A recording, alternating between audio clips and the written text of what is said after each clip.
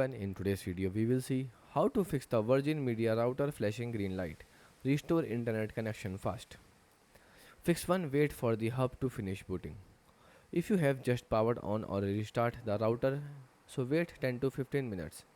The hub may be downloading or installing a software updating during this time. Then do not unplug the router while an update is in progress.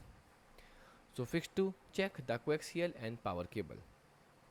So ensure the white coaxial cable is firmly secured into both the wall socket and the back of the hub.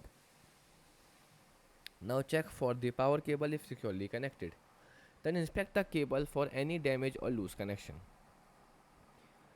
If possible, plug the hub directly into the wall outlet instead of an extension lead. Fix 3. Restart the router. So turn the hub off using the power switch or unplug it and wait 30 to 60 seconds. Then turn it back on and allow up to 10 minutes for it to reconnect. And check if the green light stops flashing. Fix 4. Check for a Virgin Media service outage. A flashing green light can appear if there is a fault or the local Virgin Media network.